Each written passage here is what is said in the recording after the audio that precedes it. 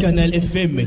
Roto vive a renoa weto mi do rezona mi va radio Canal FM dile egbebe mi wenenyo be wona me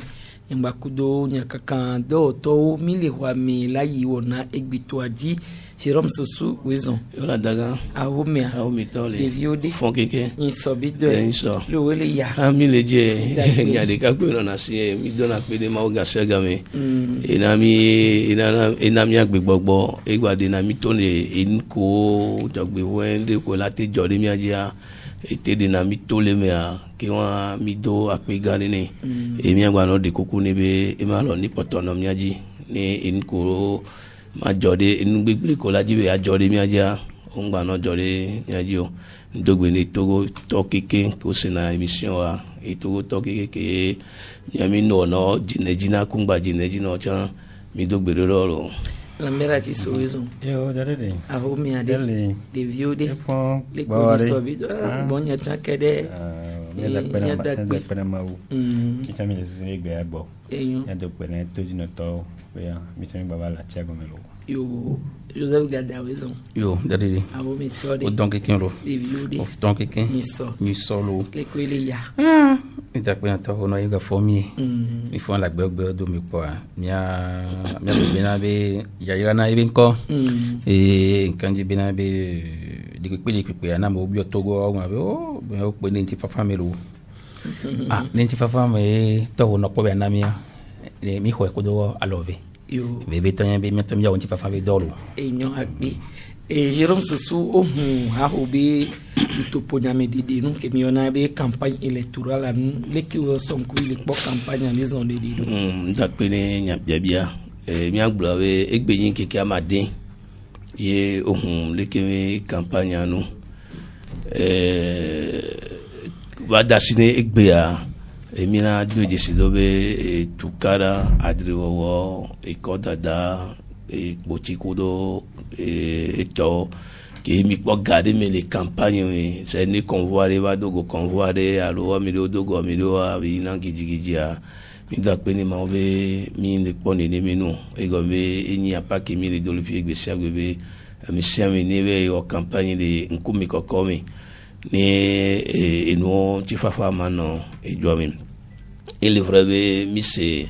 des cas vidéo be ou empêcher partie de haut les affidés au bomba meeting voir et on t'a qui mi c'est à dream no tukaram no mo et va comme c'est va non et mes amis d'acbe et ndeka be makafu vituculé et pour le moment il faut deux décido et on a difficile dans vidéo makafu nous et comme dina be makpono ma sogbe pepe e kimbene ma globe nyon alumnion et so le 6 février kawada sine egbea on avait faisait pas et lewo emido jagbagba et était le va et de dodonu nke la tegble no te va le hono le tradoa et ole o amido pole e noa e point subo e feu rouge o gomme alo afio kwata nglona koko be nyimnyan kinchi o position no de le funu bani tomle o analyse nyang blona be comme campagne emilia e amido lativa no yi mouvement relativa no yi pata do lativa ni gijigi be nya olate intervenir donc à mkafu le ko disposition tant que en kafu et qu'auto campagne entendu Zereka et candidat wa odibe adondura yo non ogbo et constate tout banque moi que au lieu que yi campagne ogbe in que le véré ay produit ko so alon sasa ko so da si o lave ça pobe odibe adondura yo non ogbo le keke tout banque ko e fe go me voir akpeni maobe e komi va trop le poli kiki potio ka wa dasine egbea indodorare aminoviboa otatinchi ke bon nke o latewo ni amisia mina te ole makpagodi nete e hodwa qui ont pové nene olewe ni trova en bodo vini sur réseaux sociaux amo c'est vrai les terrains dia amo le porte à porte amo le meeting amo le caravane amo le yafio voir et on so les réseaux sociaux disant candidat les trop visibles les réseaux sociaux disent c'est URNINE c'est MPDD c'est NCA même temps au les visibles les réseaux sociaux ou mes images ou mes fico les tourne ko mes messages so candidat gotio c'est vrai de décider adi et l'intérieur et les nanyali et les disa et MP et comment appelle MCD et Metasona et le avon et apito olu le apito que 5 doudouano et gombe kaflani so amia kekemi sebe e noambal e noavade e va yo e choko e ton voir egbemewa e trova e noame e trova do campagne me wono me quoi comme grosso modo a egbe keke amade egba poto keke ameni allo amasile quelque chose comme ça et campagne à la voix pour le moment une comme do et on akpe enyo lambe ko le po campagne allo ao mia dakpene to hono e gomeni be depuis le 6 c'est que lancé campagne c'est ni lancé capable donner keke amatonye be et mimpo en la benu on a de pe mimpo alumi sebe ube amede leke a pas accident de cadec be bani ke mi globe et mi mo o meeting o accident e pe ni noa et mi adak pena maube ni la teno leke kaka ola dako ala pa et ni be 22 au soir résultat on y avait parti au camp de ya hokuka o américain ya leke na mekegbe duti e tukaram le moa ne banu le kiane e to bazon e gome joanto hoa aya du video le me ne mi akpo akoku dawa e résultat do ko yo le 2015 bigami e be tukara bazon liko todoa ne nuo babananya obe magbade mi adi le jo tututu da mi dakpena ye o abe enu le yi e fozep benya ke je bloa bien dakpena peto yakbe ebe fozep ko mettre à place PMA ne exprime la tenon ni kaka la voix obe ola hotrofere donc kamia dakpena wole ko lo doa ne le terrain mi tena me foro ni tomia et dit que obe comportement un peu exemplaire les gens au matin n'ont pas fait gbere ko amede do la va nommer à bois en attendant nous commis le bois et c'est très bien et puis au do esprit calme vidé so do commis bois ils ta mieux be dorani be banon le ka be la wonu enyo Joseph le po campagne o dadi magbe na be gado to gbon buto alo oni an dadi enu kinike ya emunona boa igbe mi amba de sibina be sigbe mito démocratie ni andi ape blaton e poya mba de sibe pe ame be jupola va ko kemi ya e tuvo heavy kantiu c'est que mi to gbene anu po san que ona me go be meeting la fio aloga me tout en lo me on la po nyana na mo di de bayo to fi de ke na moto fi de ke o la ko be ka ga moton no di me ko be na be so ya ni ko se rika no son ko po ya ko be na be no bi me tambo campagne mo tambo be yo mu nyambo campagne dojo e go be na be peut-être be no to yo la po affiche alors la po no me tata de ka vidéo la po me dit voix l'émission le fa de kadia no bionya moa amoya ame blandre voix ton la tono benabe yo nyanta tambe lo campagne électorale voix nkono to di le lumuri o le dozi di mdag blo benabe nkono benabe enwa to go be tonyu so jehe ala ko be po wen gbana lo ame wa no son ku po noa même to chan jehe ya cham nyene chan be le kakade ko ko benabe gega kemeye leader odo réunion la filia no mi ta fili ko ya mo bona fun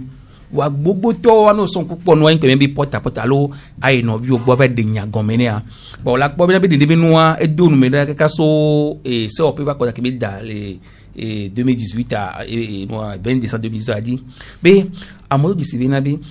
meeting via na mo ba meeting na gbogbo to wa mo ba ko na npo era mo ba ko na npo alo mo ba na ba ko no ama ko t-shirt alo mo ba ko no ke ma ka kuku ma ko no gaje de kan go do no alo safle be lulu on de me ka ko be na be pe ya me a nya mpote nya be nu be nyito janga puisque obele bene anum do kunye de obe bene to gbebe o mama t-shirt ko do no le campagne be gawe wana be egana mo ya mo be no ka no kanyido be gume bidi wa nkule kwa ko be na be no son kukuna t-shirt gande mule mo makaka de ke mule chaka ka de ke o voici que ngbono be na be amu ya ho be de ngome na mo kude de ke ye ni va kon nko nyu ya hiere ni va komo eye nke nya be no produit de société allo tado yi ko yo nto do be se pro jo pe ma ton nke be mo va de ngome na mo ngbo san be na be nke de ke mo no ngabe san ni be no am ko be so président am do mo na nto jam de ko voit be me no son ku po e be ame mandre ke na nko a kula ola po be na be amesiame ede susulu de go kude sukulu ve sukulu yiwe o kondive nya yo gapopo be yo kadodo ke togo kudo jukoto do me yo kude magbo be na be de no be nyanti o akobe amesiame gblonya de ka vo jibe na be ni chaivan ki la te ona joya kwa nko be ewoya magbo be pe black to ami ko be na be démocratie et da for de ka vérité Togo voa no demande de no me veri ke yim di ma to se jenye be npo be na be e fi du comme yo ton ma go be le me go be no po ki campagne e gbe le do se se ke balu le to gbe ne a ndo ka ke me di senye be na be wa ko kwa mere e hunta o mi na baba nya moji d'accord na ka ne zube le dia na ka ke ma di ba ke ma to ton le fi ke ngbo enyo akpe Mark Wezon aho me ade insobido leko ile ya o mi ado akpe na ma leko yo so nkuvi le po campagne o so nkuvi le po doa enya te pe otona ni popo hunya kan ri o pepe ki ni auto campagne adi ani poto le loi mi alo ma won be na mo passa candidat de deux filles intérieur alo polé le joli Togo du porteur mo voix loi mi ya le dit ça gbé les campagnes non la pa wuyeyere la mo me a ni mu popo ni nebe nu fam kan ro dibe le o plan fi ami gbogboro o swero aro ko dibe yo la to yo be campagne a 10 so ntori o me ana ba ho to agbo o america o nya me kene to edi le lo me a ho to fonya simbe ami ya be na to edi so se kan se kaka ken gbo egbe a e ano dani kudo amumera et Jean-Pierre Fabre Chan et Moussé doit be to edi so 50 vado rekona nuya et mango ku basa me voir ana ben actuellement autre bovalo me doit au titoro les nani quand on dit autre en conférence de presse là à connaître le mot mena et yakado to et ami potio wa ya munyomi to gbon le fi be wa ya omudo pin subo kwa munya pepe le jiron gbon be na ahoto ko isan ya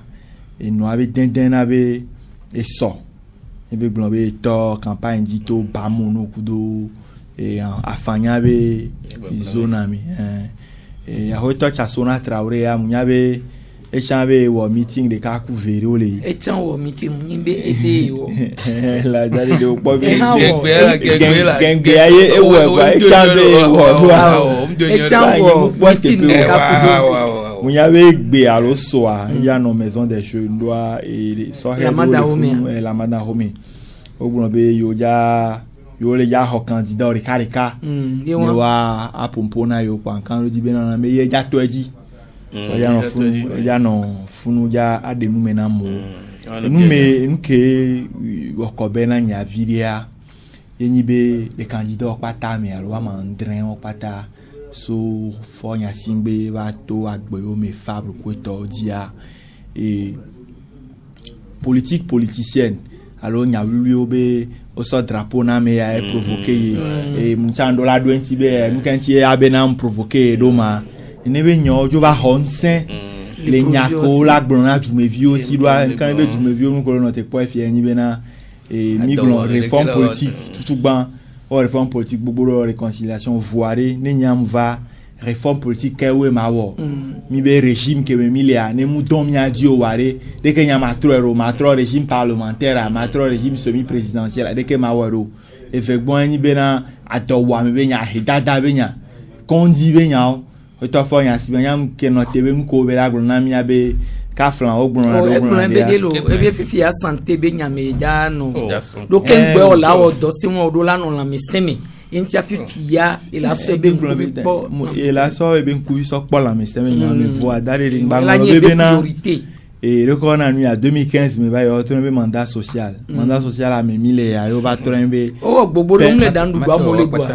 le kundu du na bore kafan mi do campagne roli sie campagne mille lo roli na et ya préféré ye ma so akpavi so na mo ya fion a monsieur américain to la tie ba akpavi yen le gbon be ko le wa nyu alo mu nyiro lo onyen le gbon ni be na kafan mi apata mi akpomero ko bena ne o gba o kondi wi de ka gbogbo pepepe le mandat social a me voix Togo chani tuwe fike o la gbon bena o mo no yo Togo wa yo kondi a todo de carré so terro mianti o dade de PDK alo 11 mois be yan gbon na mi PDK e alo enya o me enya mdi bena amola juro no so ye candidat pote o chan egbe fi ami ba gbledede agbledede are ko la mi abe po de ko la troro e de mi le blombo do mo voix ka flan e mo be yen gba poto na mi subo e mo ten de gbegbe mu le fi kene o la jo le lo me po la fe do 50 kene o ma je to mi ko to o onyan nu enyan le note po si be ju me vi nene a yin be na candidat mandrin on wa ne be nyon di o la ba to asi voix pour le moment mi gba jo le nous quand tié au tien mais aller que nous on va ta ne gbajo dynamique chan o e ba ivo mi consommer vo fifia nous la glona yo ye fifia opération de charme ni ye jume vire chan nyako gbona ba le dine ba be dakona wa e me mi la no vo anyin pole seni ne be nya les candidats gbogbo to si o ẹ̀yà yìí mú bọ́ sí o dáre kí wọ́n ló lè bọ̀ ẹ̀mí ọdún projet kọ́ dáre rè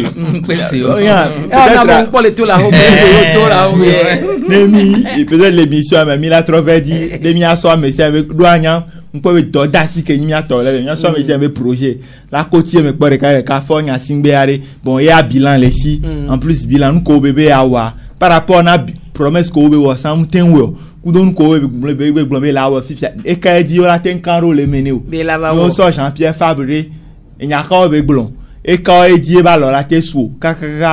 na me amandron kwata mi awe ona me hack be ja o débat de ko e le to di 21h mais les TVT on la synchronisé kudo radio lo la TVT di o se wa la poe so ya o la te parce que communiquer que on poni débat candidat mais débat candidat wa journaliste là no bio question ye amiala no do inti et un débat que et Jérôme Soussou il fait auto campagne a dit PPP et Joseph Dibe ya de nyade to mi do asiedi enyanwa iji gbo mi aba mi donne ejesi ejeji be le nene be campagne be wono mi a o so na hu lo na mo so te perio ina te perio voa nene ba mo wa over no na hu abetami voa afokulejo du proton to be ye ngbaleji nene be no ala po eye Togo do no to ke pona dede no be nyo gbo ele dia konta ro gbogbo si agbe kudo afokuko jona kunu ko hene ba no ti debe e modede le be ni campagne ya va doa et humo zonzo be se magba odo wa et constat que mi on est à tout moment ni élection mi game gwido pa ona sibebe na be et code de la route on négligé na ngba na ni cro ni parce que ni poli kamo na caravane do et moto et moto et nana gari moto cha amiki politique mi nyari kun jona jinewa mativa yi librement et mi donc be na ba ya parce que et moi et tout na kaka da siniga kimi caravane to na moi et moi le qui mi les gens et moi aussi effleuré même il est arrivé on l'a dit toi parika on l'a dit tati parika dans na mi comme les caravane kudo et to me ben mi constater na be ina ni no en ke patron na dangereux le me et on que là 15 places on la doit mais si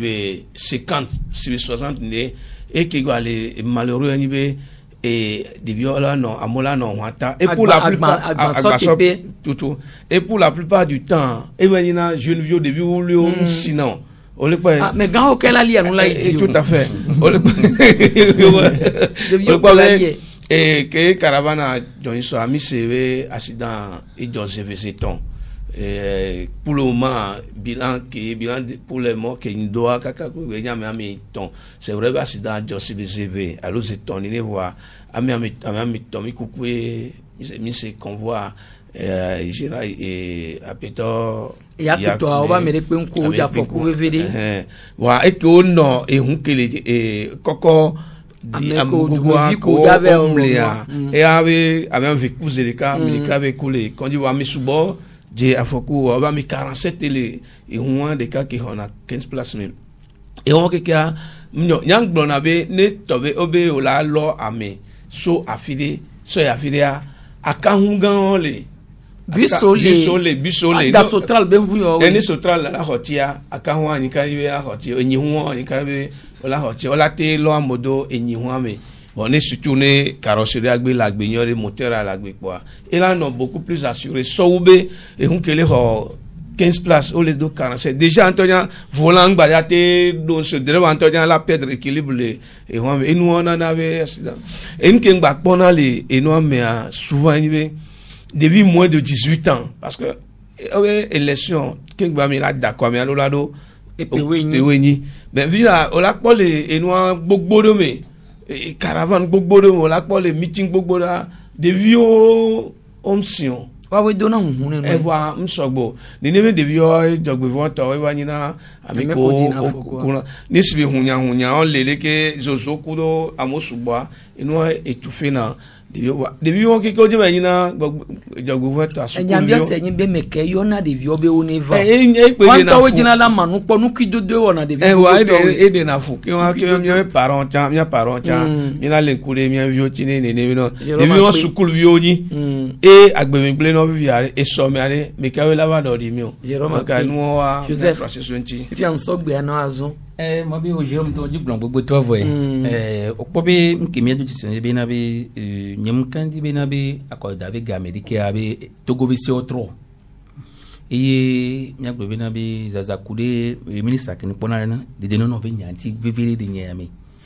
go be sibiri ki ino a Jérôme gbe ni fia be enu ko mi pon kike ame a womble na mfitikire be hun blibo ke agbeton to la lon akponi de benu ba fa do me alors va de mutame kaka fa mon va mlia bo be na be e moi e de fubile zane ya jom to asi be na be watso enivu awde enivu to ba vona wu parce que e won to ya no o zina mo si message o tena mo e no be o tena mo de me to ya ke ka le sa ko be wa daga e go be npo be si be agbe to be jena e ba buna bitikude lo mi va ngona be bitikune ne ka France c'est vrai bien bien va y campagne bi gare moa c'est vrai bien fi ko campagne e dizina le kopirome wa ko mo so afiro va ya mi rogbo digidiki amum le kopo on be ma awo eleme ça y ka France be bien be o da campagne les mi go bien be no an kopi fidia o meeting fidia le ka France amo ko amro to ko mo se be so ebe alors ko mo se so o via ko personne e won mi mate gbe o puis de candidat ndo temps abaya mo gbogbo keke donc e won mate gbe voix nsi anura no de no me ale be na be amova gbe ngba ti de mi no mo c'est vrai be na be foze e wo ibe na be bilan voix on go bibe amede coup de cœur whatsapp di mi po be amodo o da me do fi ko so chon amo di voix le monde do mo di kaka do fi apise nyem no tepe wa nyamate bi fi be amoko no wata me wa we janyi alo janyi voix ka fon va fon alo budole kure va fon e ma nyem nya de ke magdon tutututu bo an kan be na be e yawa e kan li gbogbo to an ke go même temps leader wo me tete me no jono o la vacances on la c'est ça ne ka amoko so na gana bo mobiliser mu wa wo ye no ne be no va jona bo nka be ni be no mia le be na wale be na be no bon ni nyama ma be gon nyi be amedo ko so do wale ko dibe ya nsene yo sibi na modo campagne ya yo va bloquer TPA amira trouver un d'accord nya gbon et on va le grave un temps Lambert o da de mi te glo a accuser à mes défis bele keleko ne auto j'avais ondé no po nu ya sota domea la teni coup la teni accident sana ya ndole la gbe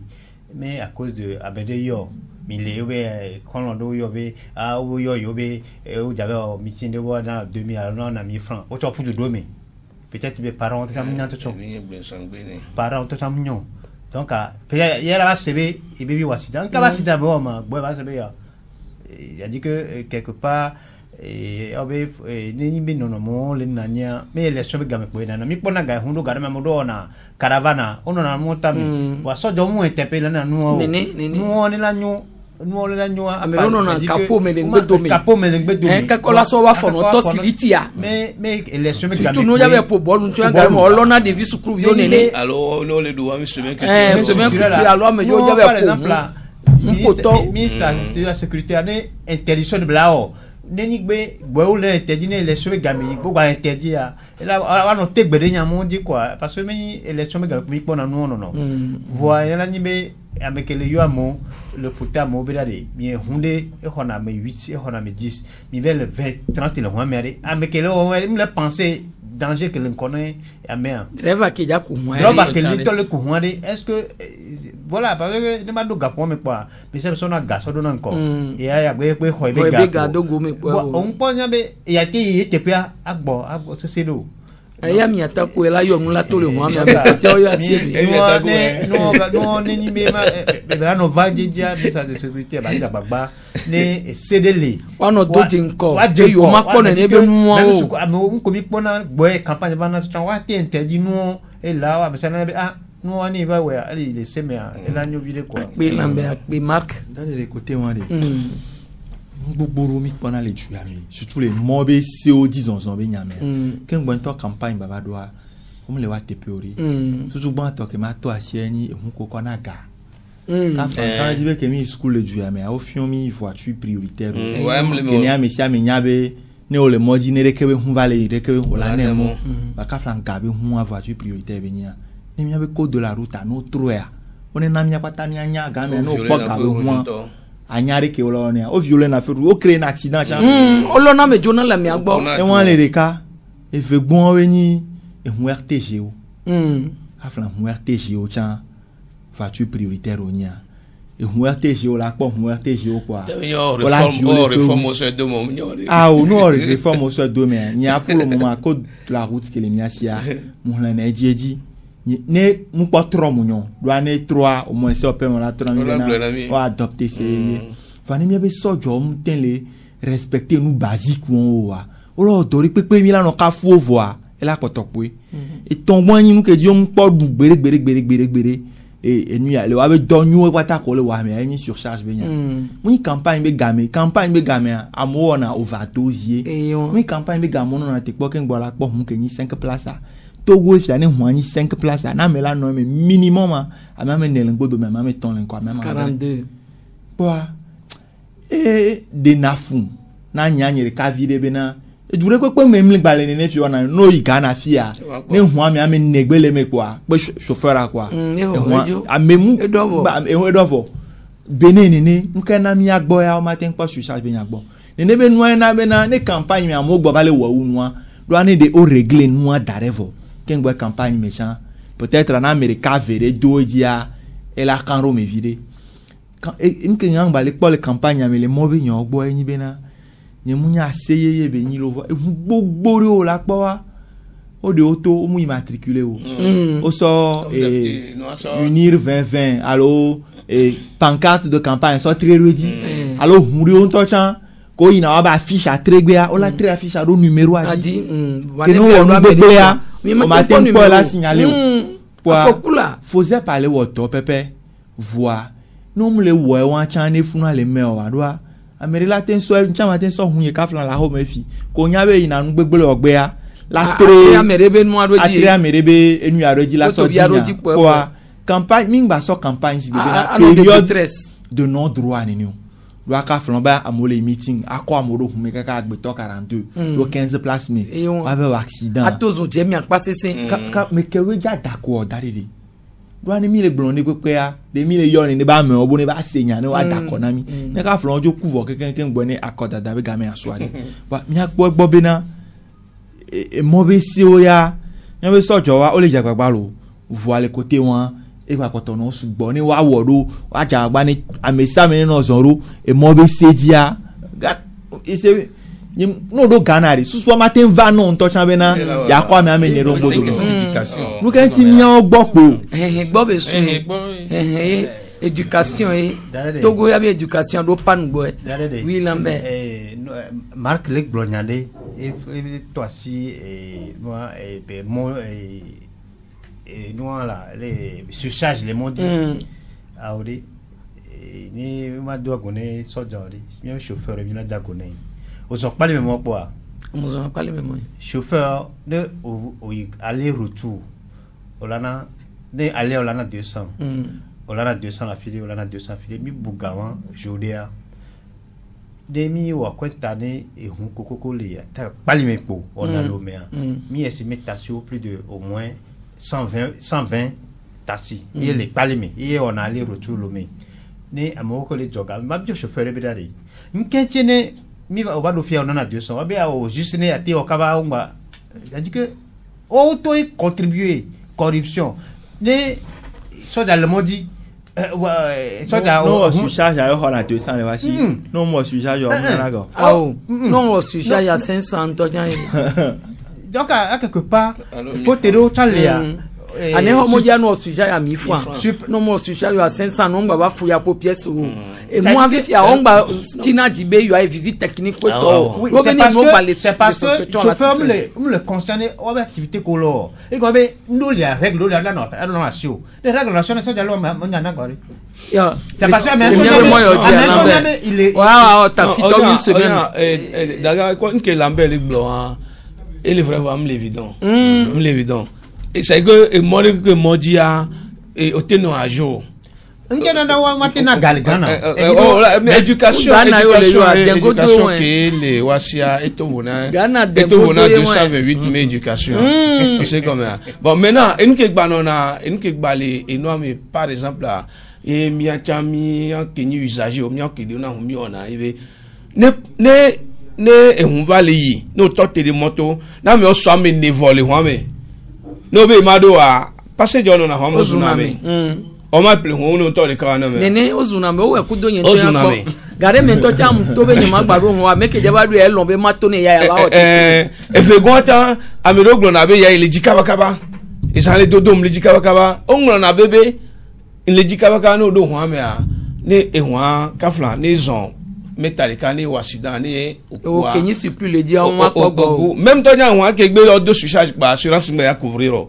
le pe donc kele ni a passenger agbade na kuku ne driver be ne ba ni capot me ya no voilà o no na capot kaka si ba me fa me ton donc lo le me bo egbo ni o so no dana ro agban be te pia tu capot ame gare mo to nya me do wa to na le won ame be we wa do won be ya e driver ni driver nda ho galisio bo ma no e me te e won keke bon c'est vrai mi a to nyawa soja ko le modia autant jana gbagba be yo la we vide mais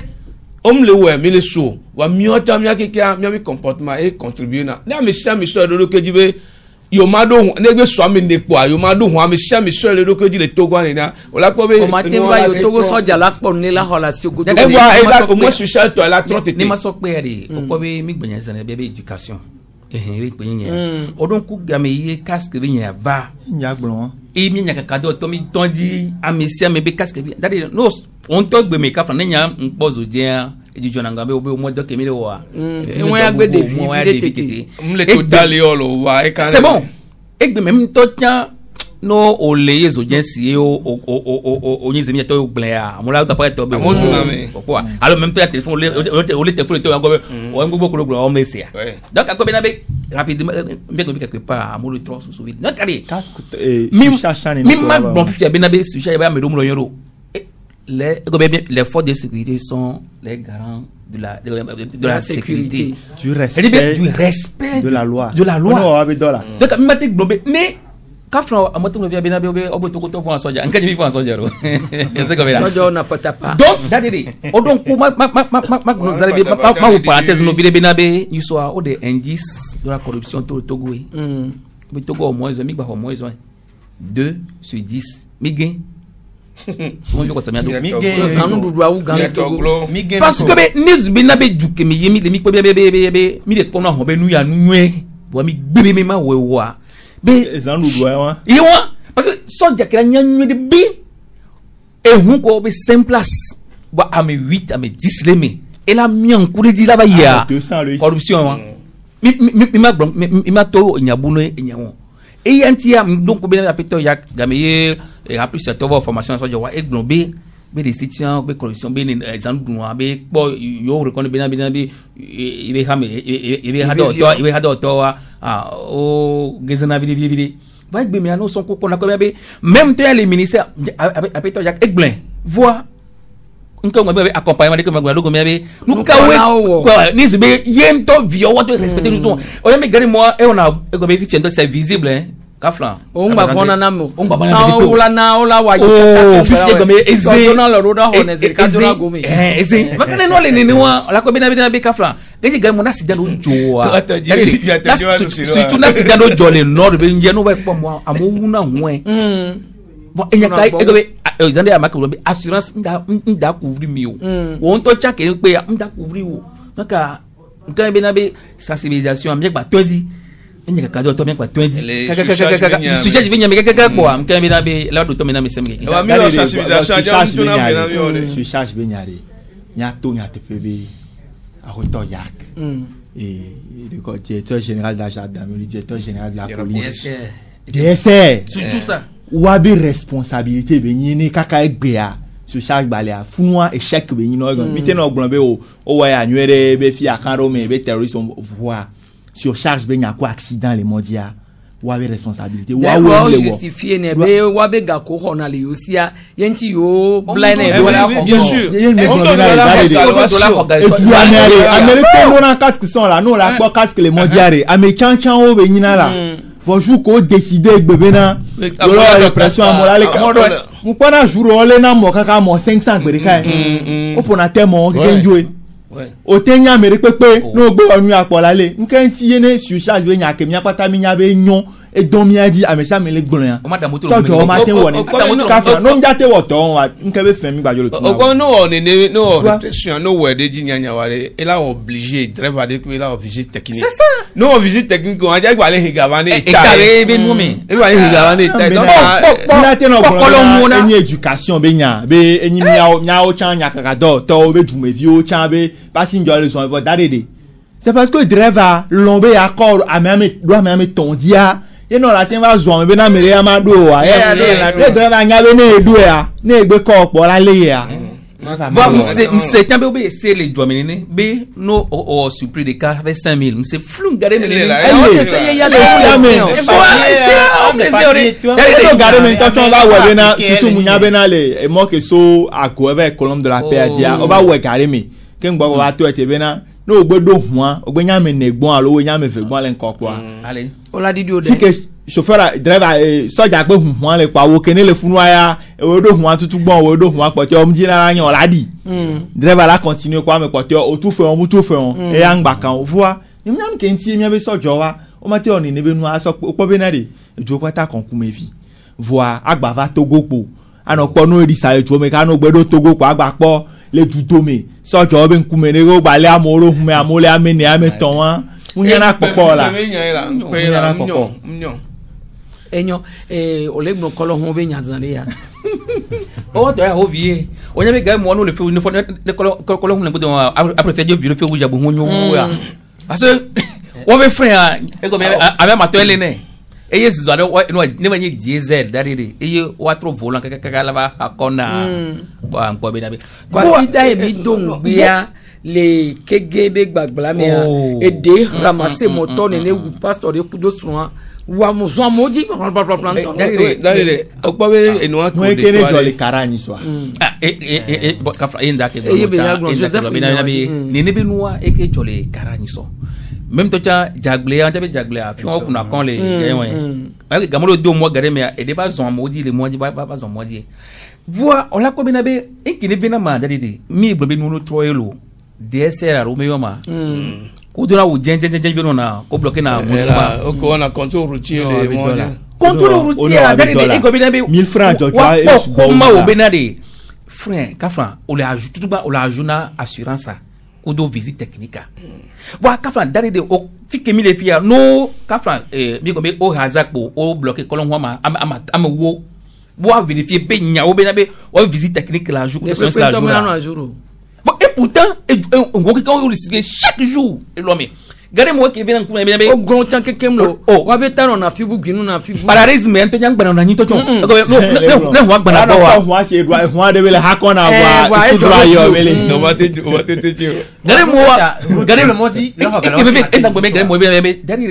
Regardez-moi. Et odo on quoi t'avais numéro on y a autant quelqu'un code le voici on va enya kemele gloire et van daso glo et body we aloni ya ki toni so et nyani tota dinye me ki a jodo le simao mi to adile fu titan Togo Togo but mi what titan gangan wa gari mo e de na furi titan ki gbo liana et toi ils sont même ragbe c'est gandre et non 17h30 sur les 18h c'est si gâteau sur les gars bana lo mi so bagidami le titan mi gomé que nos titan mi gomé et Joël agenda pour mi avec confrère TVT sans toi il est douci dinam le ki ba nyan jibe ma bien monde avai ni ma wato ti ma to douci ma to côté wana ni ajo majo daga Hadikari Edidi Titan mle gomene mle titan gomezereka titan didi kwa lude edu le ngbodo me a fil e hon le ngbodo me do be besa e mateyo le ko la ti woro fifia enke te jo nyamba zuruto le hwawe e hon ate gba nyama ya homi eyo le ke enke te li jopwa Hadika et on avait tant que il y a trottoir là. Attends, mais tant qu'il est driver à mes côtés, il y a trottoir là. Qu'il y a trottoir là. Que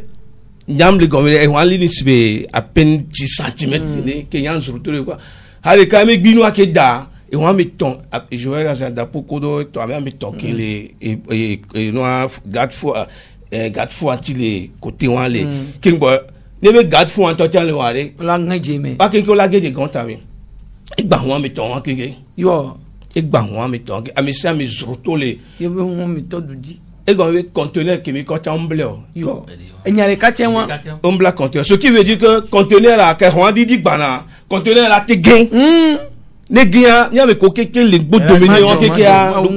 mo madro et donc e na mi gbona ga saga et puis garder ne va ya o do sebe heure d'olia et humava et hungan ma de point ya nyawa buwe et auto c'est le Togo première semaine pour deux pour appliquer 1990 mais c'est un bateau de et on a 290 que démocratie vient à de point ya nya banzereka et ça on respecter les et puis on la titan on connaît et noir et un prioritaire yo nyine o kuna legi ke droit on bunamo legi ke droit le modi doa yo kuna e wo keke e hina fokuba donc et donc pa potole c'est que Marc le godo et noir et Joseph Olegloya franchement ne et nous pa potole lo menenia à l'Otogo nenia échec menine Kenyana ebene ehubo so den o ba do to gwa wa tonju wa ona se o wa to gwa wa ni na u to den la jero o be sele we wa gbo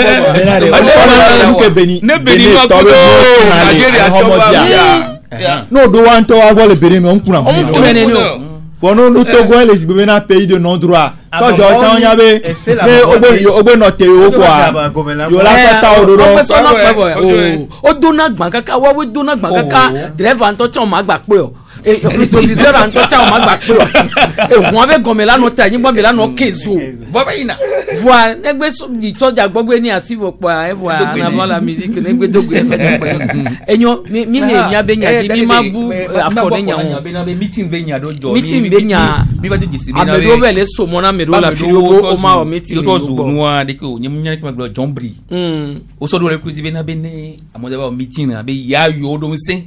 o to bo fi ya o mo na meeting le fi o bro ma we munya me won la ba me bu yo le jibe baba we kan be na be ese code l'électoral ke mi le ya ese li mi asi ya me sa mi la anya ne be sia fi ke ngbago na be depuis que nous formation des militants de à la base et nous avons vu quoi on m'a dit parti politique mais on m'a politique qui VCO et c'est le cas que m'y a bien beaucoup de bien né onye et parti politique les campagnes avec gamé d'aller et au début avoir campagne la fidèle ezi et has soit dit va yo et du megan collé TPA be yo gbana wa be yo gbana eye ngeke amerika yo daba wo meeting be ne de amerika voi ka fande jole inwa mango alo ko gando alo e ma ko be gando pe won ni so kudo e so le jajale afanya so o wa glo so tubo atore tan matin basa tan so tubo atore tan matin gbaluglo ya kan gbo be esiam le ninu kile ko parce que ka fran ni zubena be eke minya ye gande ko anse kudo jukura e ni be nya e be obe jukura la file e au même moment anse te tonji be ba meeting fun e lo gbon be a obe na be izube jukura fe noa gbon be ajo ne hunya lo ngba ba no yin de ke wa o wa ni la mi to ken gbo so mi to ba yide ke ka e bo mka be nya wa ni tuka ba no même temps don kule ni mi élection locale les tchevie cha ni be noa se passer garder me même ko isa championnat so ko isa chambe e so be ya ile afanya be nemiye amedo wa ti tebe na be yo ma o campagne kiliko be fose pe va pe yo nti donc nyam le dibe me gba ko to edina na be dumevio yo benare to go be senu to ya go be to gu amia kwata amia to amia de mobe la ya file pepe be amesia matema ya fisi afi gase gabe so genoa so ezangawo ba ko de for me garder poyer homme de mon campagne bi no voine zubina be autorité ko gbele jo gbe na mo me be na ba wo campagne po bi tacha me ba campagne to go bi mi mto ni be yo masu ami ba to mi na home na mi to de kala no blome ka kala jo aba no e ba blome ko ba me o inu ka o dani nyawa yare ti ma ba tegbe wo duare ka fran lo nya be ju ame a enu no na à deux vitesses ame ko lo ni be nu amu to go viola nyola le ofa soja ko be yo le woto ko to nkan ti kudo gbe a o npo le ame pe to na mi bere ame ya e hlen ti to ba campagne ya be nya mi o le o ka flan dare mi le gbon be election mi le gbon ba mere ni favori a mo do chance vous voir candidat o pata ko gbe le jume vi o ben kume kwa pa be chance o le gali na mere be o ka flan na mere be o meeting le lomé ame bu kan be o meeting le lomé a ka fran mu ni place publique de ka pole lo o de ko fu ame sa me no TP no ma yi la be cede wa e kan we piko la ya ye vo angba don pona jume nya on ne mu le se amu wa me be village nto cha ne o yo ma si o wa no ho me ati o tu la dede ye na mu le blon be na nya be sojo wa funua e gba pa wa be nko do aka fran ko mobiliser wa ne akobe do ani meji nebe no wa re abe ko le woni nebe no wa no o le we amo le bon ku amo wa no wa le jure me adu me to la se ke to bala wa ye na se to alo ze nenen se wa do ne ka flan amo mango to se bo le gando to kan be ne ni ayo chon la we ta to kan be ni ayo chon la we yo to la he mo ne do le america ti te ho wa ke to adi yo kan to na america bo ba me ye wo re ke be nu ala me ve ayo po be lo re ke ni yo le ni ba me wa ni be nu ala toki lambe o po be ba ke cham da jo ne nu le faisait pour le wa ben kumi e ni be de polo se séparer à mon ne tukarangba jowa faisait pas funu mu weni do ni ame agbati no awude pe mi odola le parce que mu hiabe baba perturbé amede mitino ne réalité be ni o le gloire et vigouan nous fit que nous on le jonoa il faut seulement akpo a dit autorité que répertoire akpo be e du yamere Américain pour on a nous même parti a décidé nous Américain là doit pour montrer que il y a village il y a village à haut et la kiné mais parti à les noirs c'est-à-dire que à son blé mais alors que mais le elle est digne de partir inutilement elle est digne de partir parce que tu dois mener que abonner au nous on la preuve il y a la directeur de société et même monter des 20 jeux ne sont gagnants pour bien aller ne va au non comme ça il y a mes gagnants mais olé et mais partir que décider bon américain acte va poser et pour la niveau ne les nénia ne devant les quoi comme vie ne quoi de ko va di dinale dans vie pour ma wada gambe va zone le ko be nko mi to kike le gloire et nyanyore ne nyam do to aloma wa référence vide par rapport ni no kike a peto fo nya sigbe ni so le nora et le globe on a respecté on est respecté candidat quelqu'un on le père ce que ne suivez au globe on est na respect candidat quelqu'un ni nya en que la te jo et amener la tête tout le monde bon quel est-ce que on la tête tout le monde a peut-être frottant la fille de Bing Baba et noir et bon non ma tête tout le monde on quand on la tête tout le monde mais quoi théodo puisque tu es candidat ministre candidat quoi donc quel est il marque les blancs ne me ameko le wono o la désillusionné o la découragé non me découragé o a et nous begbele meni et somme a amola globe be yo me territoire aba me pe ma te ba territoire nya me pe to Togo bi mi akwata et c'est le douanier campagne élection to c'est l'entier et donc c'est ba le douanier ne le inénia nyang pebe et nous begbele o la transition di kaba sino a et la te ba gba hin bo ba fan enyo to to be via we no a we to mi da pe na be mi no kudo mi le egbe be mi we ne nyo be wona mi nkano di be e defi nami eye mi se enuko pata mi gbon obe gomi la sodo edo wowo me e wan ni be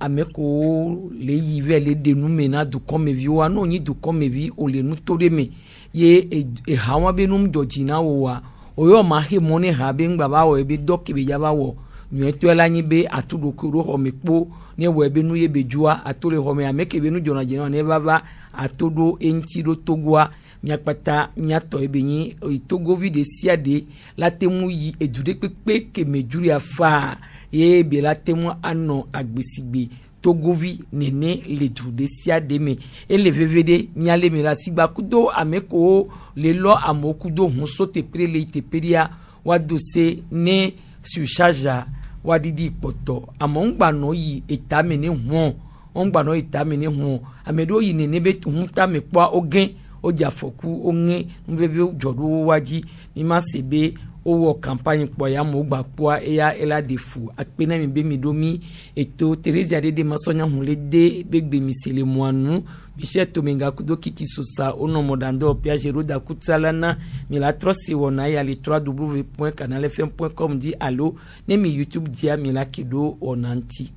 mi wena yo